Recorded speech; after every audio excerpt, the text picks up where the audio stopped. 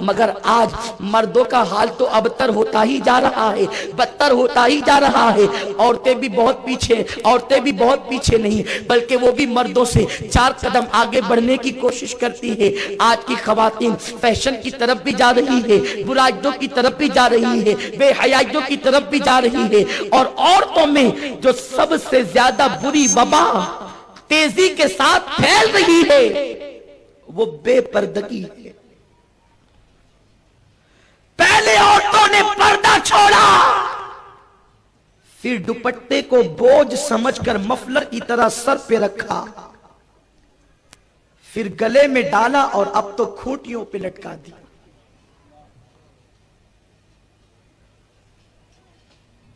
لوگ کہتے ہیں ہمارے گھر میں برکت نہیں۔ برکت کیسے ہوگی؟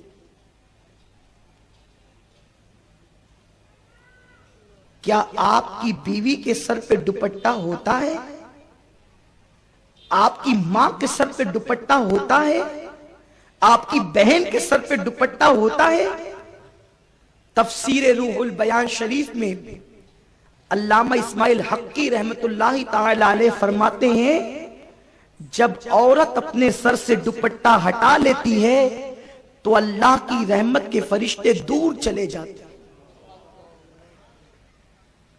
جس کے گھر میں رحمت کے فرشتے نہ آئیں گے اس کے گھر میں کیا خاک برکت ہوگی؟ بڑی معذرت کے ساتھ میں تعویذ کا مخالف نہیں،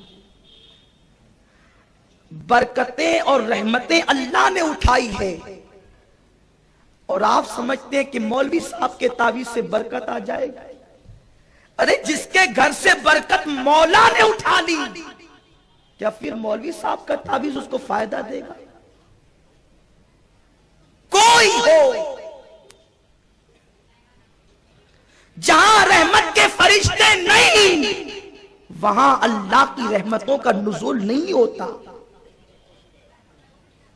آپ کو پتا ہے علامہ اسماعیل حقی رحمت اللہ علیہ فرماتے ہیں، جب ابراہیم علیہ السلام کو آگ میں ڈالنے کا منصوبہ بنا، واقعے کی طرف نہیں جاتا لیکن ایک اشارہ کرتا ہوں تاکہ آپ کو سمجھ میں آ جائے، بہت بڑا علاوہ تیار کیا گیا، اور جب بہت بڑا علاوہ تیار ہو گیا تب لوگوں نے سوچا کہ آگ میں ڈالیں کیسے؟ اس لیے کہ آگ کی تپش تو بہت دور تک کے لگتی ہے، جو ڈالنے جائے گا وہی جل جائے گا، تو مینجنیک بنائی گئی۔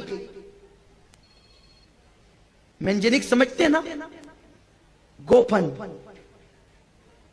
پہلے جنگ کے موقع پر وہ استعمال ہوتی تھی، بڑے بڑے قلعوں کی دیواروں کو توڑنے کے لیے اس کو استعمال کیا جاتا تھا۔ ہوتا یہ تھا کہ ایک لمبا پائپ ہوتا تھا، اس کے 2 چکے ہوتے تھے، اور ایک ربر کی طرح ایک رسی ہوتی تھی، وہ رسی کھینچی جاتی اور چھوڑی جاتی، تو وہ اس طرح چھوٹتی تو پتھر کو لگتی، اور پتھر کو جب لگتی تو وہ دور تک کے جاتا، اور اس طرح وہ قلعوں کی دیوار کو توڑ دیتا۔ تو منجنیق ابراہیم علیہ السلام کو آگ میں ڈالنے کے لیے سب سے پہلی مرتبہ تیار کی گئی، شیطان کے ڈائریکشن پر، اس کے بتانے پر۔ تو حضرت ابراہیم علیہ السلام کو منجنیق کے سرے پر بٹھا دیا گیا، اور کافروں نے رسی کھینچنا شروع کی تاکہ چھوڑیں گے تو ابراہیم کو لگے گی جا کر وہ آگ میں چلے جائیں۔ فرشتے رونے لگے، اللہ یہی تو تیرا ایک بندہ ہے جو تیرا نام لیتا ہے زمین پہ، یہ بھی آگ میں جا رہا ہے، مولا ہمیں اجازت دے، ہم اس کی مدد کرنا چاہتے ہیں۔ اللہ نے فرمایا وہ تمہاری مدد تو لے گا نہیں، لیکن تم جانا چاہتے ہو تو میں اجازت دیتا۔ رب کی طرف سے اجازت مل گئی، رحمت کے فرشتے آئے، کافر سب مل کر رسہ کھینچتے تھے، فرشتوں نے اس رسے کو پکڑ لیا۔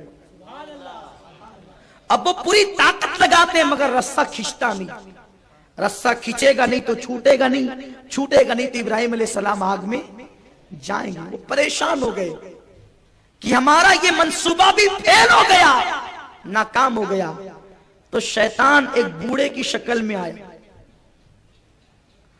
اور جب بوڑھے کی شکل میں آیا تو کہنے لگا کیا دشواری ہے؟ تو اس نے لوگوں نے کہا کہ یہ رسہ ہم سے کھینچتا نہیں، حالانکہ کل تک تو کھینچ رہا تھا، آج نہیں کھینچتا۔ تو اس نے کہا یہ کھینچتا نہیں، میں ایک تمہیں طریقہ بتاتا ہوں، 8-10 عورتوں کو بلاؤ، اور جب وہ عورتیں آ جائیں تو ان سے کہو کہ وہ اپنے سر کو ننگا کر لے، یعنی سر سے دوپٹہ ہٹا لے۔ اس کا مطلب اس زمانے کی کافر عورتیں بھی اپنے سر پہ دوپٹہ رکھتی تھی۔ مسلمان عورتوں کو کیا ہو گیا کہ وہ اب دوپٹے کو دور کر چکی، کتنے افسوس کی بات ہے۔ تو شیطان نے کہا 10 عورتوں کو بلاؤ اور ان کو کہو کہ دوپٹہ سر سے ہٹا دے۔ جب عورتیں آئی اور انہوں نے دوپٹہ سر سے ہٹایا تو جو رحمت کے فرشتے رسہ پکڑے ہوئے تھے وہ سب دور چلے گئے۔ جب وہ دور گئے تو رسہ کھنچ گیا، رسہ کھنچ گیا، ابراہیم علیہ السلام آگ میں چلے گئے۔ کیا پتا چلا؟